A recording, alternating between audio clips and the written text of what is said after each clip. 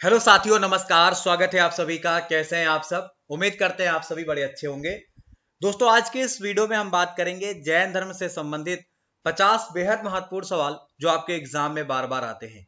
तो एक एक सवाल आपके लिए इंपॉर्टेंट है। आप सभी को आखिरी तक बने रहना है और जो भी उत्तर आपको आता होगा उसका उत्तर नीचे कमेंट बॉक्स में देने का प्रयास करिए। ठीक है भाई? तो आइए कहानी को स्टार्ट करेंगे। सारे सवाल आपके एग्जाम के लिए जरूरी हैं और आपके एग्जाम में कई कई बार पूछे गए हैं। तो प्रथम सवाल रहेगा, महावीर स्वामी का जन्म कहां पर हुआ था? महावीर स्वामी का जन्म कहां पर हुआ था, ये आपके लिए पहला सवाल है। इसके जवाब की बात करेंगे भाई, तो आप सबको लगभग पता है इनका जन्म वैशाली गणतंत्र के कुंडल ग्राम यानी बिहार में हुआ था। ठीक है भाई? तो यहां पे अगर आप चाहें तो कुंडग्राम या कुंडल ग्राम लिख सकते हैं, बात एक ही है। ये 24वें नंबर के, तो यहां पे आपको ये आंसर लिखना पड़ेगा। इसे आप कुंडल ग्राम भी चाहें तो कर लीजिए, क्योंकि कहानी एक ही है, स्थानीय भाषा में इसे ये नाम दिया गया। चलिए, महावीर स्वामी जैन धर्म के 24वें नंबर के तीर्थंकर माने जाते हैं। कौन से नंबर के? 24वें नंबर के, 24th नंबर के, यानी कि आखिरी तीर्थंकर यही माने जाते हैं। ठीक है भाई? चलिए आगे बढ़ते हैं अगले महत्वपूर्ण सवाल की तरफ। अगला सवाल है, वर्धमान महावीर का जन्म किस राजघराने में हुआ था? बड़ा इंपॉर्टेंट है। महावीर का जन्म वैशाली गणतंत्र के कुंडल ग्राम में इच्छाकू वंश के छत्री राजघराने में हुआ था। तो जब भी राजघराना पूछेगा, यहां पे आप क्या लिखा हुआ है पहले देख लीजिए। राजघराना पूछा गया है तो आपका आंसर क्या होगा? क्षत्रिय। ठीक है भाई? क्षत्रिय राजघराने में इनका जन्म माना जाता है। ये आपके लिए काफी महत्वपूर्ण है, इंपॉर्टेंट है, आप इसे जरूर याद रखें। आगे बढ़ते हैं। अगला सवाल, महावीर की माता का नाम क्या था? महावीर की माता का नाम क्या था? तो याद रखिएगा, महावीर की माता का नाम था त्रिशला। क्या नाम था? त्रिशला। अच्छा, त्रिशला के विषय में थोड़ी जानकारी आपको हम अगर और दे दें तो त्रिशला, इन्हें प्रिय कारिणी भी कहा जाता था। ये जैन धर्म के 24वें तीर्थंकर यानी कि भगवान महावीर की माता कही जाती हैं। यह लिच्छवी नरेश चेटक की बहन थी। बड़ा इंपॉर्टेंट रहेगा, याद रखिएगा। अगला सवाल है, महावीर का मूल नाम क्या था? महावीर का मूल नाम था वर्धमान। यहां पे लिखा हुआ है महावीर का जो मूल नाम था वो क्या था, मतलब वास्तविक नाम इनका वर्धमानी था और ज्ञान प्राप्ति के बाद ये महावीर कहलाए। ग्रंथों के अनुसार इनके जन्म के बाद राज्य में उन्नति होने लगी और उन्नति होने से ही इनका नाम वर्धमान पड़ गया, क्योंकि वर्धमान का अर्थ होता है विकास, उन्नति। समझ गए? तो ये आपको याद रखना है। आइए आगे बढ़ते हैं। अगला सवाल रहेगा, महावीर स्वामी के पिता का नाम क्या था? महावीर स्वामी के पिता का नाम था सिद्धार्थ।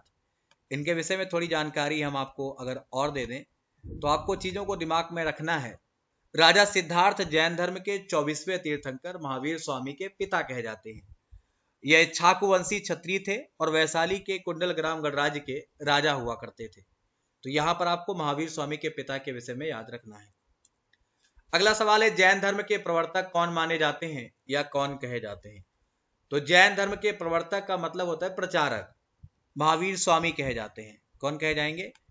महावीर स्वामी कहे जाएंगे। तो ये भी नाम आपको याद रखना है और ये भी आपके लिए क्या है, जरूरी है, इंपॉर्टेंट है। इसके विषय में थोड़ी जानकारी आपको हम और दे दें तो अंतिम तीर्थंकर भी आप इन्हें कहते हैं, महावीर स्वामी को। इन्हें जिन कहा जाता है, जिनका अर्थ विजेता होता है। ठीक है भैया? इनके द्वारा सुव्यवस्थित संप्रदाय जैन संप्रदाय कहलाया। सुव्यवस्थित का मतलब है जिसको ठीक तरीके से इन्होंने किया। समझ गए भाई? आइए आगे बढ़ते हैं। अगला सवाल है, तीर्थंकर शब्द संबंधित माना जाता है। आपको मालूम है तीर्थंकर शब्द जो है वो आपका जैन धर्म से संबंधित कहा जाता है या माना जाता है। और जैन धर्म में टोटल 24 तीर्थंकर हुए हैं, जिनकी फोटो आप देख पा रहे होंगे, आपके स्क्रीन पर आपको दिख रही है। बड़ा इंपॉर्टेंट रहेगा। जैन धर्म में तीर्थंकर उनके लिए प्रयोग किया जाता है जो स्वयं तप के माध्यम से आत्मज्ञान प्राप्त करते हैं। जो संसार सागर से पार लगाने वाले तीर्थ की रचना करते हैं वही तीर्थंकर कहलाते हैं। तीर्थंकर वह व्यक्ति होते हैं जिन्होंने पूरी तरीके से क्रोध, अभिमान, छल, इच्छा, इन सब पर विजय प्राप्त कर ली होती है। तो ऐसे व्यक्तियों को ही तीर्थंकर कहा जाता है बेटा। नेक्स्ट, जैन परंपरा के अनुसार जैन धर्म में टोटल कितने तीर्थंकर हुए हैं? तो जैन परंपरा के अनुसार जैन धर्म में टोटल 24 तीर्थंकर हुए हैं। यहाँ पर आपको 24 कर लेना है। ये आपके लिए काफी इंपॉर्टेंट है, काफी जरूरी है। और इसके विषय में थोड़ी जानकारी आपको हम और दे दें।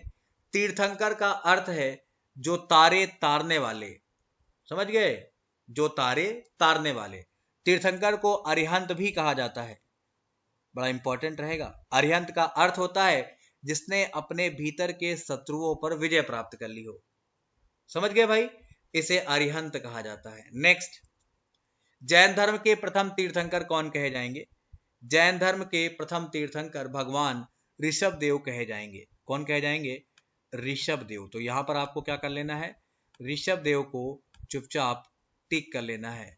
ऋषभ देव जी को जैन धर्म का संस्थापक भी कहा जाता है। याद रखिएगा, ये जैन धर्म के संस्थापक जरूर हैं लेकिन वास्तविक संस्थापक नहीं है। इन्हें आदिनाथ भी कहा जाता है, बड़ा इंपॉर्टेंट है। चलिए नेक्स्ट, अगला सवाल है, जैन मत के अनुसार उनके अंतिम से एक पहले तीर्थंकर कौन थे? मतलब 23वें नंबर का पूछ रहा है, बड़ा इंपॉर्टेंट है। तो भगवान पार्श्वनाथ जैन धर्म के 23वें तीर्थंकर कहलाते हैं। यहां पर आपको क्या टिक करना है? भगवान पार्श्वनाथ जो यहाँ पे लिखा हुआ है इसे आप टिक करोगे। और आपको हम बता दें कि ये आपके जैन धर्म के कौन से नंबर के हैं? 23वें नंबर के तीर्थंकर कहे जाते हैं, बड़ा इंपॉर्टेंट रहेगा। चलिए आगे बढ़ते हैं। अगला सवाल, जैन तीर्थंकरों के क्रम में अंतिम कौन थे? तो भगवान महावीर जैन तीर्थंकरों के क्रम में अंतिम अर्थात 24वें माने जाते हैं, बड़ा इंपॉर्टेंट रहेगा। और आप सभी को लगभग इनके विषय में पता है, मैंने बता दिया है। तो भगवान महावीर आपको यहाँ पे चुपचाप टिक कर लेना है। आगे बढ़ेंगे, जैन धर्म का वास्तविक संस्थापक किसे कहा जाता है? जैन धर्म का वास्तविक संस्थापक किसे कहा जाता है? तो याद रखिएगा, बड़ा इंपॉर्टेंट रहेगा और चीजों को अगर आप दिमाग में रखेंगे तो आपके हित में है। यहाँ पे आपका उत्तर क्या होगा भाई? सभी लोग बताने का प्रयास करिए। अगर आपको आंसर आते हैं तो कमेंट बॉक्स आपका इंतजार कर रहा है। भगवान महावीर जैन धर्म के, यहाँ पे महावीर को टिक कर लीजिए, वास्तविक संस्थापक कहे जाते हैं, बड़ा इंपॉर्टेंट रहेगा। आइए आगे बढ़ा जाए। अगला सवाल है, जैन धर्म के 24 तीर्थंकरों में 19वें नंबर के तीर्थंकर कौन माने जाएंगे? 19वें नंबर के तीर्थंकर आप मल्लीनाथ को मानते हैं। किसको मानते हैं भाई? आप मल्लीनाथ को 19th नंबर का तीर्थंकर मानते हैं, बड़ा इंपॉर्टेंट रहेगा। इनकी माता का नाम रक्षिता देवी और पिता का नाम राजा कुंभराज था। इनके शरीर का वर्ण नीला था जबकि इनका चिन्ह कलश माना जाता है। तो मल्लीनाथ आपके लिए इंपॉर्टेंट है, आपको याद रखना है। चलिए आगे बढ़ते हैं। अगला सवाल रहेगा, किस जैन ग्रंथ में चंद्रगुप्त मौर्य के जैन धर्म अपनाने का उल्लेख मिलता है? अब देख पा रहे होंगे, तो किस जैन ग्रंथ में चंद्रगुप्त मौर्य के जैन धर्म अपनाने का उल्लेख मिलता है? बड़ा इंपॉर्टेंट रहेगा, आपको थोड़ा सा ध्यान में रखना है। तो परिशिष्ट पर्वन, ये जो लिखा हुआ है आपके पास डी ऑप्शन पे, जैन ग्रंथ में चंद्रगुप्त मौर्य के जैन धर्म अपनाने का उल्लेख प्राप्त होता है या मिलता है? हम आपको बता दें इनके विषय में थोड़ी जानकारी और। तो पाटलिपुत्र में जैन आगमों की प्रथम वाचना हुई, जो पाटलिपुत्र वाचना के नाम से कही जाती है। दिगंबर जैन परंपरा के अनुसार चंद्रगुप्त ने जैन दीक्षा ग्रहण की और दक्षिण भारत में श्रवण बेलगोला में देह त्याग दिया, अपने शरीर का परित्याग कर दिया जैन धर्म के अनुसार। अगला सवाल रहेगा, स्यादवाद किस धर्म का मूल आधार है? तो स्यादवाद कहिए या अनेकांतवाद कहिए या सप्तभंगी का सिद्धांत कहिए, ये जैन धर्म से संबंधित है। स्यादवाद का अर्थ होता है सापेक्षतावाद, समझ गए? तो ये सब आपको याद रखना है, किसको लेकर? जैन धर्म को लेकर। तो यहाँ पे आपके लिए जैन धर्म काफी इंपॉर्टेंट है, काफी जरूरी है। आइए आगे बढ़ते हैं। जैन तीर्थंकर पार्श्वनाथ के द्वारा प्रतिपादित 4 महाव्रतों में महावीर स्वामी ने 5वें व्रत के रूप में किसे जोड़ा? तो ये आपके लिए काफी इंपॉर्टेंट रहेगा, आपको मालूम है, बड़ा इंपॉर्टेंट भी है सवाल। और आपको बता दें, तीर्थंकर पार्श्वनाथ ने जैन धर्म के 4 मुख्य व्रत, जिनमें सत्य, अहिंसा, अस्तेय और अपरिग्रह की शिक्षा दी। भगवान महावीर ने इनमें ब्रह्मचर्य जोड़ दिया। क्या जोड़ दिया भाई? ब्रह्मचर्य जोड़ दिया। तो ये भी आपको दिमाग में रखना है, इसको भी आप भूल नहीं सकते और ये भी जरूरी है आपके लिए। आइए आगे बढ़ते हैं। अगला सवाल, जैन धर्म का सबसे महत्वपूर्ण ग्रंथ कौन सा माना जाता है? जैन धर्म का सबसे महत्वपूर्ण ग्रंथ जो है वो कौन सा माना जाता है? तो याद रखिएगा, कल्पसूत्र जैन धर्म का सबसे महत्वपूर्ण और पवित्र ग्रंथ माना जाता है। कल्पसूत्र जो है, कल्पसूत्र नामक जैन ग्रंथ में तीर्थंकरों का जीवन चरित्र वर्णित है। भद्रबाहु इसके रचयिता कहे जाते हैं। ठीक है, तो यहाँ पे आप चुपचाप क्या लिख लीजिएगा, कल्पसूत्र लिख लीजिएगा, क्योंकि जरूरी है आपके लिए। समझ गए भाई? आइए आगे बढ़ते हैं। जैन धर्म का आधारभूत बिंदु क्या माना जाएगा? जैन धर्म का आधारभूत बिंदु है अहिंसा। जैन धर्म में अहिंसा एक मूल बिंदु सिद्धांत है जो अपनी नैतिकता और सिद्धांत की आधारशिला का गठन करता है। शब्द अहिंसा का अर्थ क्या होता है आप सब जानते ही हैं, जिसमें हिंसा का अभाव हो, अर्थात जीवों को नुकसान पहुंचाने की इच्छा का अभाव हो, अर्थात जिसका हृदय अति कोमल हो। ये सारी चीजें अहिंसा में आती हैं। समझ गए भाई? बापू अहिंसा वाले, 2 अक्टूबर अहिंसा दिवस, आप सब जानते हैं। चलिए नेक्स्ट, अगला रहेगा, जैन धर्म के 5 व्रतों में सर्वाधिक महत्वपूर्ण कौन सा है? तो जैन धर्म के जो 5 व्रत हैं उनमें अहिंसा का स्थान सबसे ऊपर है, क्योंकि अहिंसा में सब कुछ आ जाता है। हर वो चीज जो आपके लिए जरूरी है, जो आपके स्वभाव को ऊपर रखती है, वो सब अहिंसा में आ जाएगा। जैन साहित्य को क्या कहा जाता है? तो आपको याद रखना है, जैन साहित्य को आप आगम कहते हैं। क्या कहते हैं भाई? आगम कहते हैं। आपको ये अच्छे से दिमाग में रखना है। आगम शब्द का प्रयोग जैन धर्म के मूल ग्रंथों के लिए किया जाता है। समझ गए भाई? तो ये आपको अच्छे से याद रखना है। महावीर के पहले शिष्य कौन माने जाते हैं? जमाली भगवान महावीर के प्रथम अनुयायी या शिष्य कहे जाते हैं।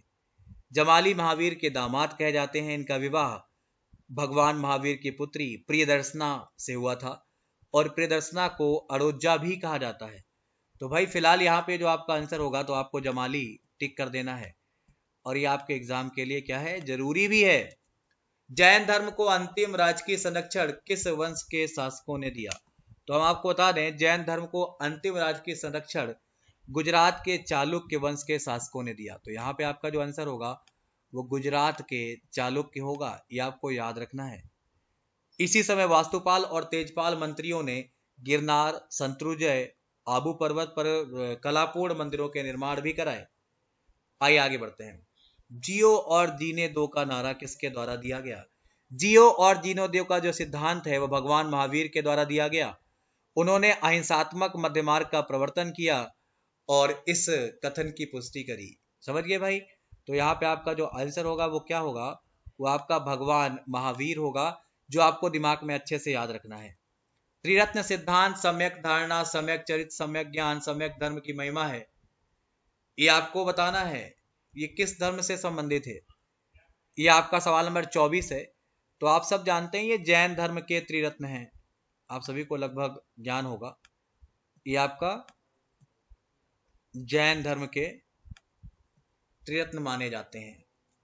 निम्नलिखित में कौन सा स्थल पार्श्वनाथ से संबद्ध होने के कारण जैन सिद्ध क्षेत्र माना जाता है?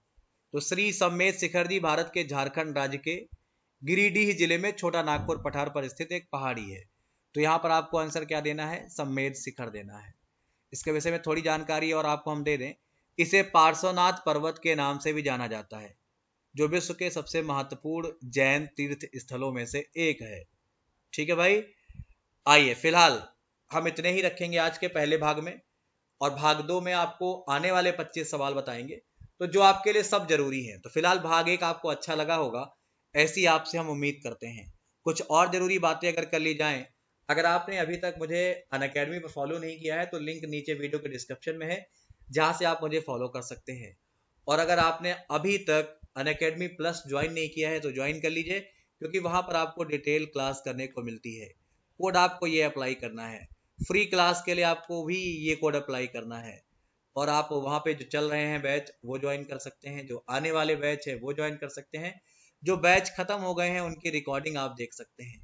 रेज हैंड में अपने फेवरेट एजुकेटर से आप बात कर सकते हैं। तो फिलहाल रेलवे के प्राइस बढ़ने वाले हैं, आप चाहें तो ज्वाइन जरूर करें, इसी में आपका फायदा है। ये आपके नॉर्मल से फीस है जिसको आप सभी लोग दे सकते हैं और प्लस ज्वाइन कर सकते हैं।